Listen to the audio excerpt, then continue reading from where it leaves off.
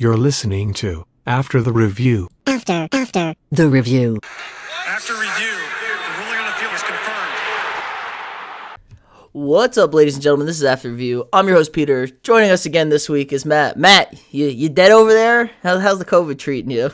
I think we're not dead yet. It couldn't take me out this time. So finally getting my smell back today. So that's a plus. That's good. It's no joke, guys. It's miserable, you said. Missed out on Thanksgiving, basically. Yeah. Got whole entire office got it, and then I was feeling fine, and then I was like, oh, this isn't too bad. And I lost my taste and smell. So something to think about, people. Something to think about. Yeah, there you go. I'm just glad you already got it, so when I see you in 2 weeks, I ain't got to worry about it from catching it from you. I'll be one of the people that doesn't have to worry about it. So yeah, you're right. Just don't go breathing on other people. Give it to, the beautiful people. I don't care about them. No, I was talking about more like me and Terrell, the beautiful people. Oh, right. Yeah, right. The important people. Nobody cares about the bride and groom. It's not about them. No. All right, let's get into it. What do we want to talk about this week? We had it's a very interesting time in the NFL right now, isn't it? I mean, we got Wednesday night football coming up this week. I mean, that's hilarious. We had I don't understand why the NFL is giving the Ravens a pass this week. Like, oh yeah, you're going to reschedule your game. Lamar's sick. You had a coach who was a non-masker running around at the club and the bar and hanging out with Lamar and the running backs outside of the facility, and that's how they all got COVID. But the Broncos, on the other hand, show up and their entire quarterback room gets exposed because they go in for extra film, and they say, nope, you're starting a practice squad wide receiver against the Saints. So you think the NFL would be a little more conspicuous on what they're trying to tell you, right? Like they don't care about the Broncos because they're not going to make the playoffs, but they, Lamar gets ratings, and they want the Ravens. They want the Ravens to have their best players. So they're playing the Steelers. It's a rivalry game. Steelers are undefeated. Playoff implications from their perspective. Playoff implications, and they don't want to use Week 18. They said they were going to have a Week 18. Apparently, they don't want to use it. I read. Interesting. Yeah, the word is so they want to say. I talked about this a little bit last night with Terrell on a separate pod that will be also coming out this week. We have double pods this week. They don't want to use they want to save it so you play the wild card round and divisional round, and then they bubble up the last 4 teams for the conference championship games in the Super Bowl and have like a 10-day reset to make sure nobody has COVID.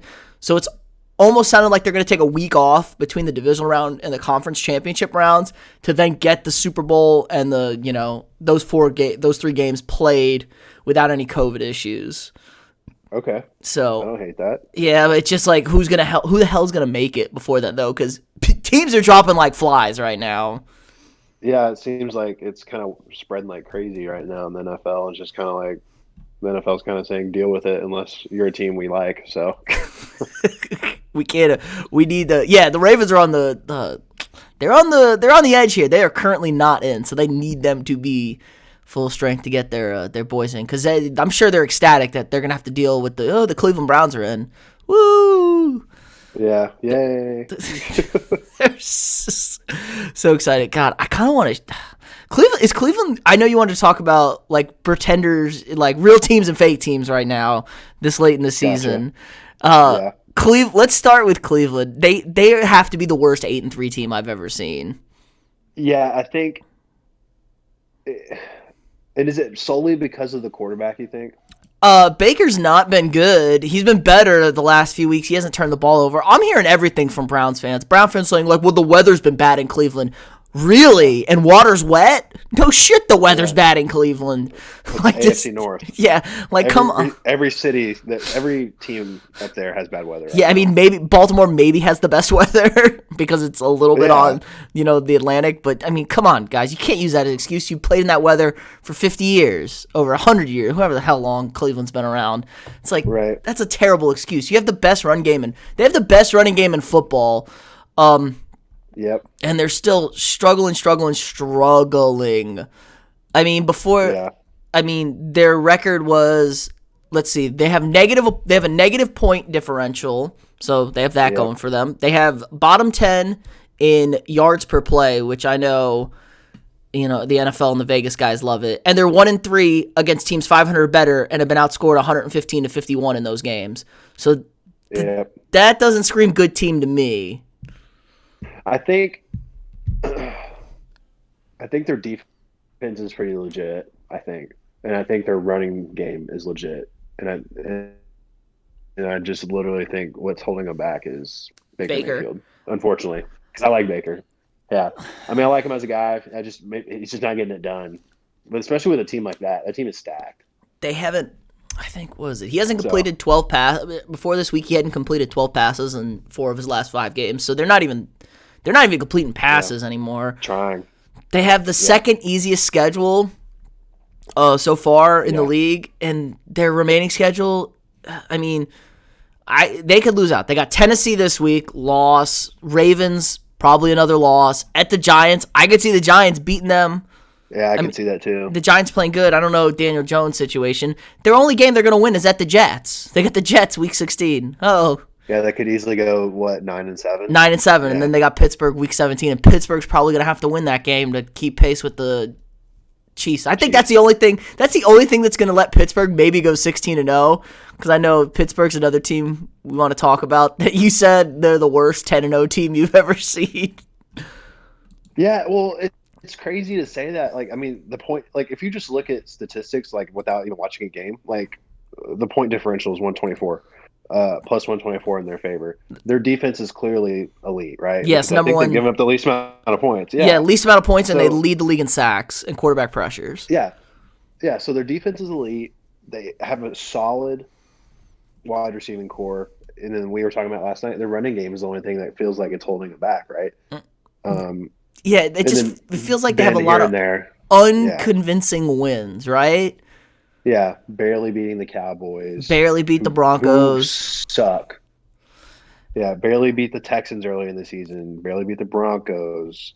Eagles kept it close. Titans. Titans, Ravens, both tight. I mean, those are good teams at least, but they're not dominating people. I mean, Jags and Bengals. It seems like the past 2 weeks they've kind of turned it on, but those are terrible teams. God, their schedule. Did I read that right? Hold on, let me read this. Yeah, the Steelers have played the easiest schedule in the NFL so far. Yeah. So there you go. That'll do it. And so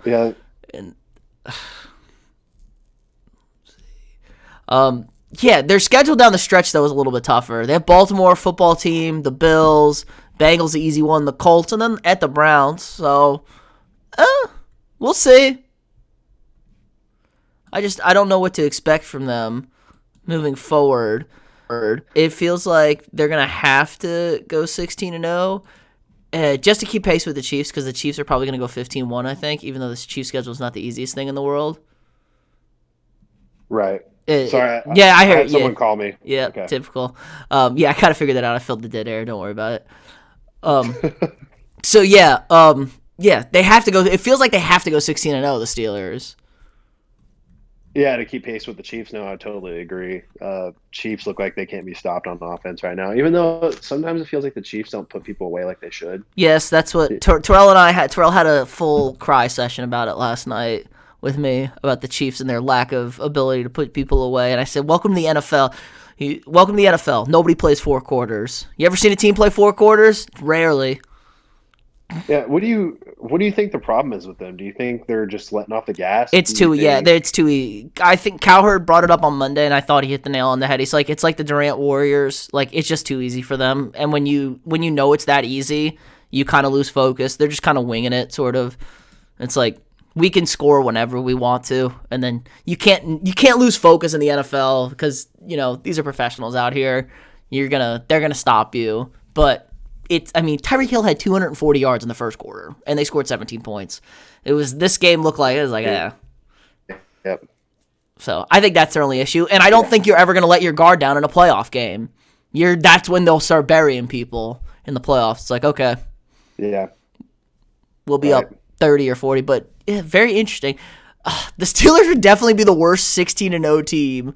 Like, this would be the most surprising team to go 16-0, I think. Yeah, like I feel like I said it a few weeks ago when they came and played the Cowboys. Like I was like, it wouldn't surprise me if the Cowboys won. right? Because I don't. And the Steelers are a good team. It's the same thing. It feels like they don't put people away, or they play their competition, or Big Ben's having a bad game because he's always hurt, and Mr. Boot over here always has a boot on. Hey man, he's an old man. He's gotta try and heal the whole body. Right. But yeah, I don't know, man. It feels like it's kind of the AFC and then everybody else, right? I think it's just those two. I mean, everybody's in love with the Saints. I'm just a hater, I guess. The Saints feel so one-dimensional. Like, they have to run the ball, they have to throw short passes. They cannot throw the ball over the top. So yeah, they don't have any. I mean, Emmanuel Sanders, but he's getting kind of old. Does he have the legs like he? They don't have anybody to get the. They don't have a quarterback that can get the ball to them. Taysom Hill is barely getting to the ball to those guys, and Drew Brees definitely can't get the ball to those guys. Yeah, what is he? He's 2 games under his belt now, Taysom Hill, and he's got his longest pass is 44 yards, and he has not thrown a touchdown pass yet.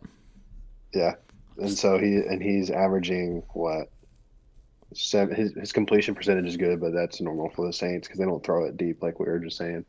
And they got Alvin Kamara, and he's an animal, of course. Wow, he has more receiving yards than rushing yards. That's kind of a shocking stat. No, it's not. They did little dump swing passes to his ass. Yeah.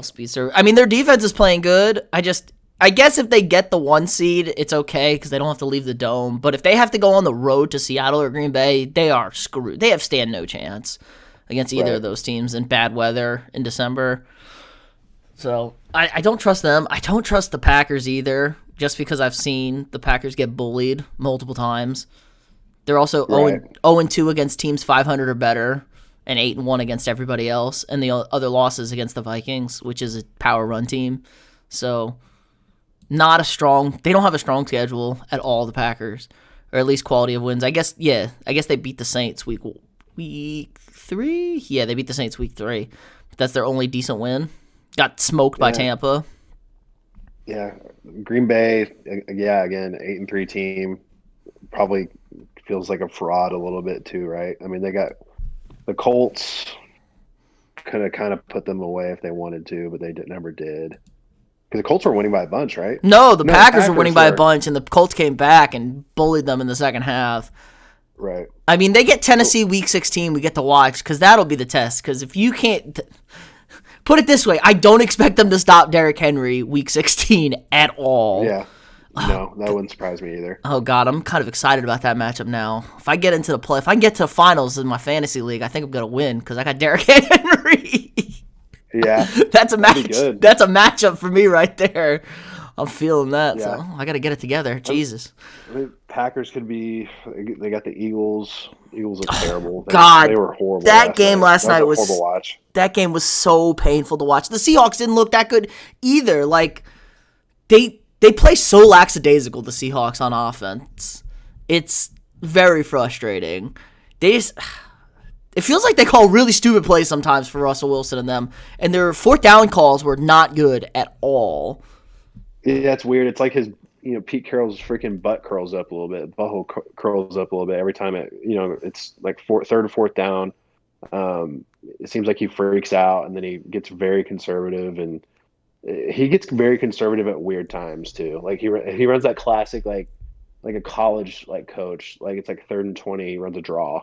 Yeah. It's like, dude, what are we doing here? Like, come on, throw one up to Russell Wilson. Throw one up to DK, hit. I mean, if you're trying to not turn the ball over, throw a 10-yard slant to lock it and let him try and run for the first down if you want to, It's like, you don't have to pick up 3 yards. You can pick up 10 to 12 if it's right. And then, like I said, put the ball in Russell Wilson's hand on 4th and short. Like, you should be running play action boot with Russell every time. Oh, 100%. Just get him out in space, let him, like they say, let Russ cook. Like, just let him do his thing. Like, he's going to make something happen. I mean, the run game looked pretty decent for them last night. And Chris Carson. They are better with those running backs back because they can control the ball a little bit, and Russell doesn't have to do everything because you saw the difference. Like, Jesus, Carson Wentz has to do everything for that Eagles offense, like everything for them. Yeah. I mean, he hasn't played good, but good God, they don't block for him. His receivers don't catch the ball. They don't get open. It's very frustrating to watch. But Seattle much better at the run game. Their pass rush has been really good since they got Carlos Dunlap. That's kind of a game changer for them. So maybe Seattle might be the team out of the NFC if you want to feel good about yourself right there. Yeah, because I feel like when Russell gets on, like if he has one of those games where he's just on a roll, especially with DK and Tyler Lockett, like it's over. They be stopped. It's over. I mean? It's easy. Yeah. It's not even gonna. You don't have it. DK is a manimal out there. Jesus. Yeah, no, he's a scary human being. Can you believe him and AJ Brown? I feel like we talked about this before. Him and AJ Brown were on the same college team together, and they sucked. Yeah, but like the team. The Ole Miss was not good with that. Well, they didn't have a quarterback. Yeah, they had not Shea Patterson. Yeah, they had Shea Patterson at first, and then I don't even know who was after that. They were also on probation too. Right. After all that cheating that which is for Hugh Freeze did down there, over there waiting for that's what happens. Oh damn! They ran the ball 30 times and for 76 yards. Not good. 2.5 yards a carry. That's really bad. Jeez. But yeah, can you believe? Yeah. I can't believe DK fell as far as DK fell. Like, what were teams doing? Were they that afraid of him being a workout warrior? Because his combine was insane. Yeah, I'm trying to decide. Maybe they just thought, like he was like a workout warrior and he could run and go, and that was kind of it. Yeah, and it turns out he can run good coaching. He can also run a go in the NFL and be wide open against people downfield. And he's 6'4". Good luck with a corner trying to run full speed and guard a guy that's 6'4" down the field. 6'4", 230, rock like a gazelle, just rocked up. Okay, yeah, go win a jump ball 60 yards downfield against that guy. Okay. And he was last night. He had all those yards against not a bad corner. Darius Slay is a good player. I think he was a Pro Bowler last year, right? Yeah, he was working his ass. Just bodying him. It was crazy.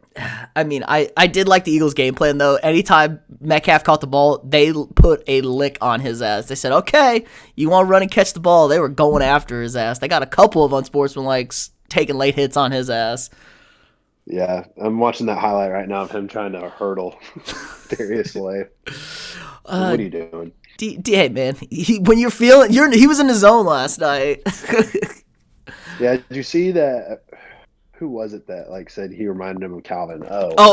Jim Schwartz. No, Jim Schwartz said you're not Calvin yet, and DK took it personal, and that's why DK went off last night. He said.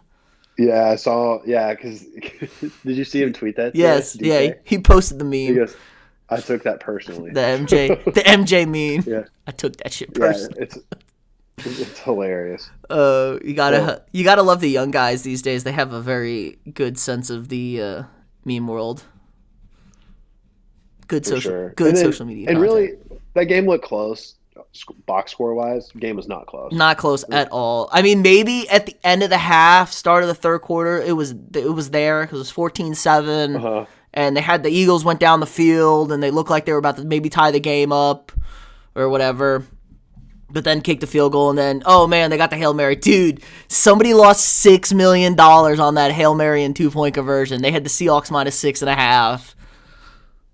Oh, jeez. Oh, that's brutal. That's a bad beat. You got to be sitting there like, oh, yeah, cashing out. Easy. We're up big. And they get the Hail Mary with 12 seconds left, meaningless, and then went for 2 for no reason.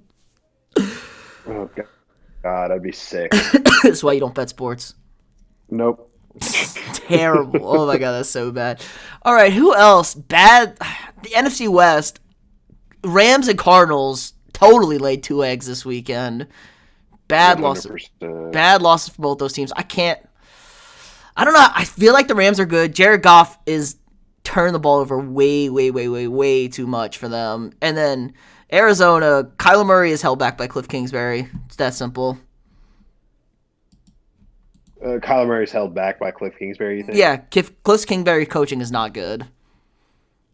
I didn't watch the game, so... So Cam threw a terrible pick with like a minute 40 left in a tie game, and Arizona was in field goal range. They proceeded to go 3 and out and not run the ball once, and missed the 45-yard field goal with 40 seconds left, and let Cam go 50 yards and get in a field goal range and kick the game winner against him. Oh, nice. It's like, what are you doing? Like, just run the clock out and then kick the field goal. The worst thing you're doing is going to overtime. Nope, bad. And then San Francisco took care of the Rams. What else is new? Frisco sneaking their way back into the playoff hunt now. They're right there, 5-6. So 5-6, getting their players back. Raheem Mostert's back. Man, I just don't see him making much noise with their quarterback room. Unfortunately. Hey, man, Nick Mullins gets dubs. Yeah, Nick Mullins, 24 for 35. Not bad. Nick Mullins Raheem gets Mostert. dubs. He could throw the ball downfield on like Jimmy G. What you mean? Yeah. Don't sleep on Nick Mullins. Yeah. But yeah, it doesn't hurt that Kyle Shanahan knows how to coach football. Yeah, doesn't hurt at all, actually. That's good. Their schedule's not too bad either. It's not great, but they get the two of the NFC least, and they get the Bills, the Cardinals, and the Seahawks. Cowboys and football team. It was manageable. I mean, they could win. They could very easily beat the Bills. Yes, I think so. Monday night in Arizona, because they don't have home games the next 2 weeks. Yeah, makes sense, I guess. Not. Yeah, apparently contact sports is a spread of the coronavirus. Yeah. So that's them. So he's at the Bills. Bills in Arizona, football team in Arizona, at the Cowboys, Cardinals. So yeah, and then I mean, I could see them. Seahawks. I could see them going 3-2 or 4-1. They'd have to go 4-1. You have to go. I think 9-7 is going to be what you're going to have to go to get into that last spot. And again, it depends if there's a cancellation and the NFL adds that 8th playoff team. That's going to make things interesting right there.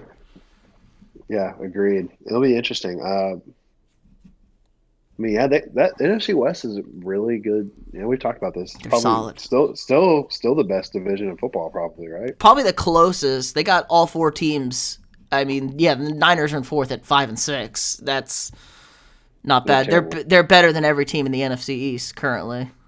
Yeah, for sure. But the NFC East, oh my God, they're 4 of the worst 5 teams in the NFC East. That's kind of hilarious. Yeah, it's not great.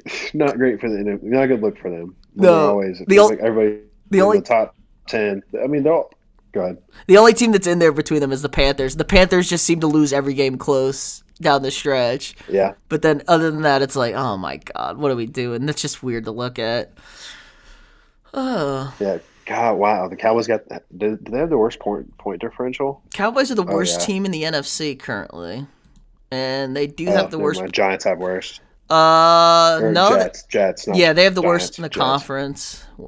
Yeah, of course the Jets do. God, -170 for the Jets. That's bad. Pitiful. God, fuck. Screw the Cowboys. It's gonna cost us that playoffs about that stupid game. And decide to show up. Yeah. I'm glad you were smashing watermelons, McCarthy. Go fire his ass. Okay, yeah. Would you fire Mike McCarthy after this year? Would I? Yeah, would you? Yeah, probably. Would you draft a new quarterback?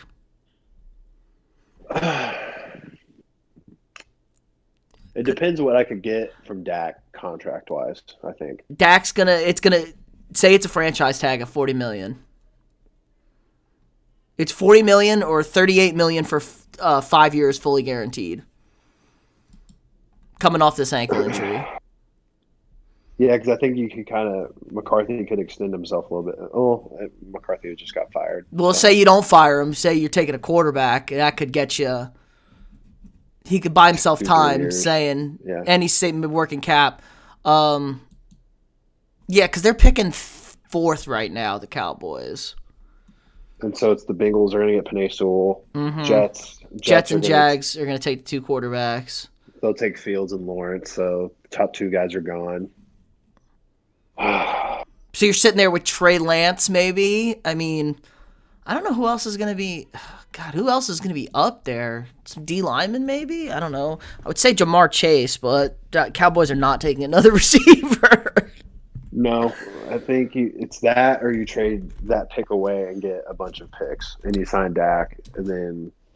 I mean, those are really the 2 options, right? I guess that's a good option because somebody's going to want to move up for Trey Lance probably right. You can go right there. Somebody moves up for Trey Lance. Maybe the Bears might want to move up. Oh, God, the Bears. Yeah, who knows what the Bears are going to do? Yeah, because Carson Wentz is going to be with the Eagles no matter what. Yeah, I tell you, it's like a That's $180 too million much money. cap hit to trade his ass over the next 2 years. So, yeah, which was, God. I mean, at the time, it looked like a good signing. Now it just looks horrible. So let's see. Obviously, it's hindsight, but. All right, this has Gregory Rousseau, defensive end Miami, for the Cowboys at 4. God, really? Yep. I think I'm trading away that pick personally. Mm-hmm. What would you do? I would probably try and move it. The problem is, I guess you could bait the pick for Trey Lance. I just don't know how much people believe in Trey Lance at North Dakota State. He's got the physical abilities. He was pretty good the 1 year. He was okay. I mean, he wasn't bad in his one game this year. I kind of wish he would have got another season. He should have transferred is what he should have done. And he would have been – you're telling me any team – the NCAA wouldn't have given him automatic eligibility as a 1-year transfer coming from North Dakota State? Yeah, because you got to think a bunch of people would want him too, Power 5 wise. Oh, yeah, I couldn't even imagine. LSU probably would have taken him. I'm trying to think. LSU. Who's actually who's really good that doesn't have a quarterback that could really have used him? Georgia? Yeah. I don't know. JT Daniels not looking too bad right Yeah, but JT Daniels, why didn't they play JT Daniels all year? That's a good question. I was wondering that as well. I thought, was he injured? I think he was a little injured at first, but then they said he couldn't win the job. Yeah. I think Kirby's kind of a hard head, though. I think Kirby's on some dumb shit sometimes. Yeah, he's just too stubborn. Yeah. I see that. I think so. I don't know. Interesting. But yeah, I would have liked to see more of him. So yeah, I think I'm moving that 4th pick then. If I'm Dallas, I would try and move that pick. Yeah. But it's Dallas, so what are they gonna? They're gonna go pick somebody. They're gonna pick. They're gonna pick another receiver. I tell you, they're gonna pick Jamar Chase. God, yeah, fine. If you want to move Jamar Chase and get or if you want to pick Jamar Chase and somehow get rid of Amari Cooper, Michael Gallup, I won't be pissed. That's not a bad move. And then you can go CD and Jamar Chase as your receivers. Oh, I like that. The problem is who's gonna move. The problem is these contracts, especially with the cap going down. People aren't gonna try and move for. People are gonna want to acquire picks and not players. Right. Unless you have a team that's in cap hell that needs to move some of their players and they have a good pick, which I don't know. Like Minnesota's kind of in cap hell right now, so I'm sure we're gonna have to move some people. Really, the Chiefs kind of in cap hell or no? They're not in cap hell. They don't have any cap money, but they don't need anything. So. Yeah. There you go. I'm sure they'll find a way to restructure Mahomes' deal to keep his toys around if he needs them. Yeah. I just don't see Tyreek Hill leaving. I don't see Kelsey. Well, Kelsey got Kelsey got a new contract. What is Tyreek's got 2 more years? I think so. I can double check that in a second, but yeah, I think they're fine. They're not in cap hell, and everyone's going to take a pay cut if they win the Super Bowl again this year, so it's not a big deal. I don't see anybody going out of their way to blow this thing up in Kansas City. Yeah, no, I wouldn't either. I mean, they have the potential to, I don't know, win 2 or 3 or 4. Yes, on this with this roster. Yeah, he's signed through 2022, so he can opt out after this year. He's not going to, I don't think. He's making good money, right? Yeah, let's see. He'll make 14 probably. He'll make 15.6 next year. Okay. With all his that'd be kind of stupid to opt out. Yeah, and then he'll make 18 in 2022. Yeah, I don't think you're going to get a better deal from somebody with the way the cap's going to look. Yeah. That's pretty good. Oh, look at Tyreek. Unless the Chiefs aren't I'm going to say unless the Chiefs are just like, okay, whatever, we have Mecole Hardman. They could say that. I could see that, but I mean, Tyreek Hill just showed you. Yeah. I mean, they just showed you he just showed you how good he was last week. He just says, I don't have to try. You put man coverage on. Cover me one-on-one. I dare you. Try and run with me. He did it against a really good defense, too. That's the crazy part. The problem is they said that guy, the corner they had on him is not a man corner. He is not fast at all. And I don't know what Top Bowls was doing, and they had him on an island by himself. And I guess maybe they didn't trust Mahomes to make that throw, but yeah, he could throw the ball 65 yards on a dime, no problem. Downfield, on the run, just whatever, hit him in stride, not breaking much of a sweat. How bad would it feel to have someone do a backflip into the end zone on you? At least he didn't stick the landing. That's my only. Yeah. It's pretty disrespectful. The funniest part. So are they not throwing penalties on him doing the peace sign anymore? I don't know. They said they were going to, but then they said they weren't. He got the glove. I know he had the glove, and he holds up the 4 fingers, and he has the 2 fingers painted to throw up the peace sign. But then I guess I don't know. He should be allowed to throw up the peace sign. It's the deuces. Yeah. Why was that a penalty? Because it was taunting. It's not like he's saying it's taunting. I don't care. Yes, guys taunt. It's annoying. It's not anything egregious. He's not in somebody's face walking up to them and throwing the peace sign. He's just running. And you know what? He only does it when he dusts your ass, and he's dusting people. Right. Hey, so I guess I was wrong about the Raiders, huh? God, dude, I don't know what happened to them this week. They got trounced by a terrible football team. That was so embarrassing. Maybe they had a hangover from playing the Chiefs. Maybe the Chiefs will do that to you. You kind of blow your load that Monday night or that Sunday night game against the Chiefs, and you just kind of come out flat the next week. Yeah. I don't know. I mean, Derek Carr got benched for Nathan Peterman. I did not know that. Yep. That's not good. Yeah, I think it was they just pulled him when the game was out of hand. So it was just like one of those things. I don't think he actually got the ball benched. over 5 times. Okay. Yeah, that'll lose you a game. That will lose you a game, definitely. And the game was close early. I think it was 6-3, I think, and Ruggs had caught a ball at the 2, and it just didn't. They didn't score. They turned the ball over, and then Atlanta just kept scoring, and I don't know. I was very surprised by the Raiders. That was probably the biggest shock of the weekend was the Raiders just laying an absolute egg. I mean, Atlanta's led by Young Suku over there. The kick god over there, leads the league in points scored. I think he had 5 field goals this weekend, 6 field goals this weekend. Yeah, he did. Oh God, him and Rodrigo. It's just a blessing to have him and Rodrigo Blankenship as the 2 kickers that are the guys right now. Yeah. Jeez. Athletes. You're right, Matt Ryan doing not bad, playing not bad.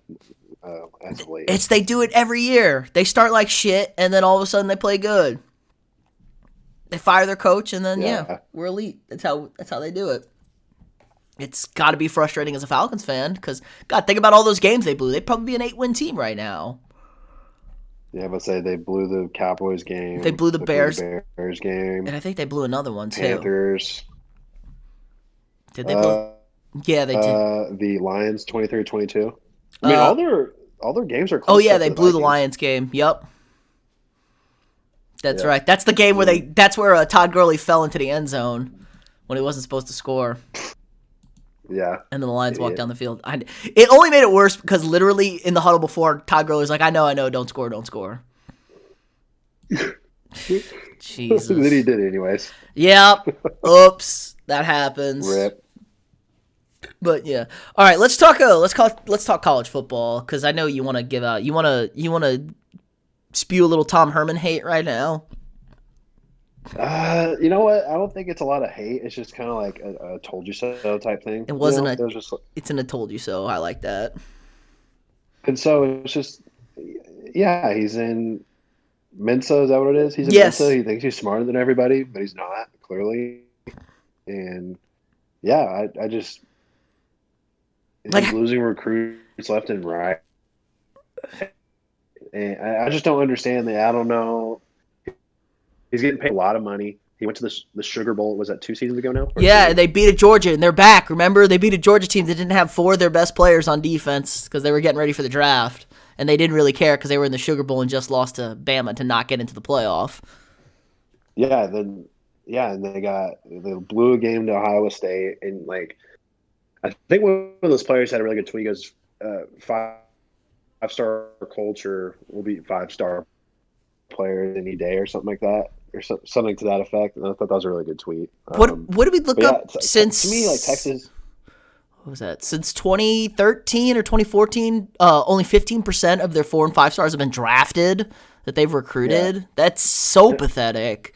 And I've seen people like try to defend the 4-star argument there. They're like, well, you know, like if you're this rank and below 4-star, like you're not expected to get drafted. It's like, okay, but they're also still going to Texas, right? Like Texas is supposed to be this like developer of talent. Yes. Yeah, like they pump people in the NFL. Like clearly they don't. Yeah. Right? Because they're 5-3. It's just like I don't think Tom Herman's the guy for them. And then maybe if they somehow stumble upon Urban Meyer, like yeah, they'll be good again. Oh, yes, Texas will be back. We'll get to hear all that. Do you think, I mean, what do you think the odds are that they do get Tom Herman? Oh, you mean Urban Meyer? Yeah, Urban Meyer, yeah. Sorry. I don't know. I'm hearing it. It's picking up a lot of steam, but it kind of always, remember Nick Saban was going to Texas.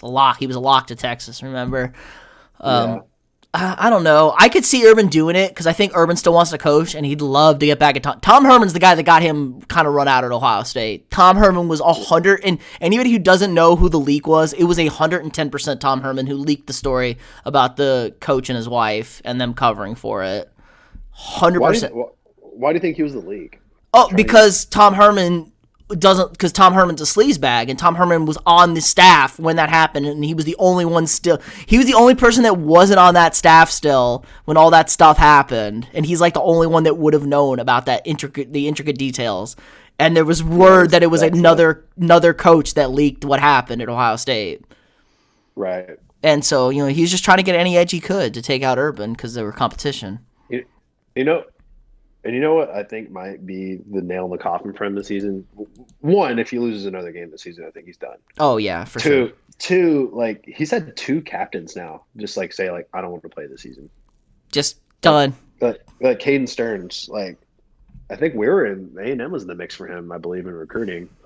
And he was just like, no, like, I'm done. I'm going to go prepare for the NFL. That was a team captain. They said So they said he's too intense. Like he's way intense for people, and it just doesn't produce. Like you can't be the intense guy and not produce. Very Jim Harbaugh-y. Kind of, but at least Jim Harbaugh doesn't think he's smarter than everybody, and they make the dumbest decisions on the football field on top of it. Like, yeah, I think it's crazy. Like I don't like Jim Harbaugh, but I cannot stand Tom Herman. At least Jim Harbaugh puts dudes in the league too. This is true. They do produce, and then again, it's like. Okay, you do that. You do all the nonsense with making fun of, like, he's making fun of Drew Lock at 20 years old in his celebration. Like, you're a grown-ass man. That rubs me the wrong way. You lose at home to Iowa State because you choose to not kick a field goal at the 25-yard line on 4th and 1 to go up 7 in the fourth quarter. Like, go up a touchdown. What are you doing?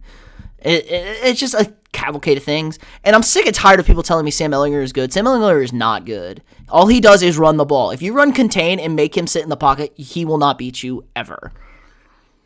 Yeah, it's so interesting. Like, we were talking about this a couple of days ago. It's like the big thing, they always like to talk about how much you can squat. I'm like, cool. Like, so? My quarterback can squat 500 pounds. Wow. I'm so impressed. Like, great. Yeah, like, can you go win me football games? Like, no? Okay, then I don't care. Like, oh, wow, you can run? You have a powerful running style. I'm so glad. Yeah, like this year, his stats are 58% completion, 7.6 yards per pass. I mean, his ratio, 23 touchdowns to 5 interceptions. That's not bad, but like, they play in a weak defensive conference. Underwhelming for a fourth-year starter. Fourth-year senior starter who I was told was going to be in the Heisman mix. Yeah, everyone's saying he's a Heisman contender, but they shit on Kellen Mond. I'm like, kind of the same guy. Yeah, really. At least Kellen Mond doesn't come with the hype. You know, Kellen Mond's just kind of average as can be, and disappointing. Yeah. But I expect him to be disappointing. They're kind of the same guy. It's like, yeah, they're just very similar players with a lopsided hype because Ehlinger goes to a quote, blue blood program, so it's just, I don't know, it's very interesting. That's had the worst decade in like the history of of their program, and they're like, yeah, what's A&M done in the SEC? I'm like, A&M's never won less than 7 games, and Texas missed a bowl game 2 seasons. Like, let's be real here, guys. Well, it's nuts because, and then not to mention, he's losing 5-star recruits like left and right as well. Yes, he lost the number one quarterback in the country. State. Yeah. And then he got Billy Bowman. He went to my high school. He goes to my high school right now. He flipped to Oklahoma. Yeah, he lost a guy to Oklahoma. You can't do that. You cannot be losing. Especially when his dad went to Texas. I believe his dad went to Texas, and he flipped to Oklahoma. Yikes! Like, that's not good. That's a yikes. Yeah, that's not good. Like when that happened, that's like shocking. That's ship overboard, and they're not recruiting well this year at all. They have nobody in that class anymore. No, I mean they got Jadavion Sanders, who also goes to my high school. I think he's a 5-star, but what is it? December 1st. We got early signing day. Early signing day. Yeah. He could easily flip to somewhere else. Yeah, or not even sign and just wait to February and see where things play out. Right, because he's good enough to where he can do that. Someone's going to leave a spot for him anywhere. Yeah, no question about that. And it's like they've been in. Tom Herman's had these top 7 recruiting classes, top 10 recruiting classes every year, and every year I hear like, "Ooh, here's Tom Herman's classes," and then they say, "Look at like where's the production?" And then you see Jimbo's classes; they were also up there. I know everything's got to be in a Texas and A&M, window over here, but look at us, Jimbo's production. They're 95% of the offense is produced by sophomores and freshmen at A&M. That's crazy. That's his guys right there. I mean, you have a senior quarterback, but nobody on the face of this earth is going to tell you Kellen Mond is the reason A&M is good. Yeah, no, and I was explaining that to I forgot who I was talking to. I saw one of my buddies tweet. He said something like A&M looks very average, and I said, "You mean like Kellen Mond looked very average?" Yeah, Kellen Mond looked terrible. Well, yeah, and they're saying, well, we had, a lot of the wide receivers drop balls. It's like maybe like 5. I mean, it's still 5 too many, right? Yes, the receivers were bad, but it was also terrible weather. And I agree. That's the weak part of the team. And goddamn, I wish Courtney Davis's dumbass didn't leave. And so we could have had like an elite wide receiver to go with Kellen. But the defense was elite. You can't even argue the defense wasn't elite on Saturday against LSU. Yeah, like I don't think it matters who they're playing. Like I think. Well, I mean, if they're playing like Clemson, like I think there'd still be elite playing Clemson as well. Like I think they make plays versus teams like that as well. I think the only thing that hurt them was Bama early, week 2 in the season, and they gave up 3 touchdowns of 70+ yards. Like that's gonna kill you every time. So if they got that stuff figured out and the defense is playing as good as it is, just run. If we can run the ball and Kellen makes 4 throws, we're gonna be able to beat anybody in the country. Yeah, we need Isaiah to make one spectacular play a game, and then and just have a solid 100 yards like total at least, and then Anaya Smith to have like a really solid game, and Kellen not to throw interceptions and just kind of manage the game, and I think let the defense do their thing. So I agree. So I'll lay the question: do you think we're gonna get in? We need Notre Dame to beat Clemson. Or Clemson to blow them out. Or Clemson to win by like 4 touchdowns. Mm-hmm. And then we need maybe Ohio State. Technically, Ohio State, if they don't play in the championship game, I don't know how you argue them for the CFP. What do you mean? If they go, you mean 6-0 Ohio State and a non-Big Ten champion isn't a deserving person to get in, Matt? I do think the Big Ten needs to be punished for not playing a full season. No, I agree. It's just I can see it from the perspective of we know Ohio State's elite, but they didn't play. They played 6 games. Yeah. Right? And everyone else played 10. Basically, everybody at the top will have played 9 or 10 games. Right. And so and I can get it from does ESPN, they have the rights to all the games, right? For the yes, CFP? They have all the playoff rights, but they're not supposed to be involved. So they do have a rooting interest, and you can. It felt like it watching the game. We talked about this too. Like Dan Orlovsky, who I like him. You said he is the guy who walked out of the back of the end zone on 0-16 Lions team. But he lose a game by 2 points. yeah, and it's just like crazy. Like they were just trying to build the narrative. Like they kept saying, like we need to convincingly win. We need to do that. Like, what do you mean convincing? Like that's such a arbitrary thing. Yeah, to you, like it needs to be convincing, but because they're trying to push Florida. They want Florida because Kyle Trask going to win the Heisman probably. Yeah, they want ratings, and I get that from ESPN's perspective, like they want ratings, but like at the same time, it's like, well, I don't care. We beat Florida. I just don't. Yes, I don't know in what universe you can say, oh, Florida goes to the SEC championship game. Cool, you played the SEC East and then gets beat by Bama. Say Bama beats them by 14, like a comfortable win for Bama. In what universe you can say a 2-loss Florida team who lost to A&M is better than a 1-loss A&M team? Like, I don't understand that universe. Yeah, me either. And the only reason I mean, if it's the committee and they're being totally unbiased, like you have to put A&M in because they won. I mean, they played head to head. There is a clear head to head. Yes, yeah, it happened. And our common opponent is South Carolina, but it also will be Alabama theoretically. Yeah. But the common opponent, we destroyed South Carolina at South Carolina, and they 48-3, and they played them tight, didn't they? Yeah, it was very tight. So we'll say we push. Say Alabama beats that. Like they make up the difference because we got blown out by Alabama. So again, because they beat Georgia. Well, you can't say the Georgia win is better than the win against Florida. Yeah, because we beat you. Yeah, Florida is a better team than Georgia, and we beat the better team. Oh, yeah. I mean, I really hope, like I said, I've been saying this. I think the committee really wants, I think they're okay with Clemson not being in. I think the committee wants Notre Dame to beat Clemson so you can jump Notre Dame to 1 because you jump Bama if you beat number 4 again, you know? Right. You can slide A&M into 4 and then you get Notre Dame, A&M, and then Alabama, Ohio State. So then you're going to get Alabama or Ohio State probably playing Notre Dame in their mind, and that's just ratings gold.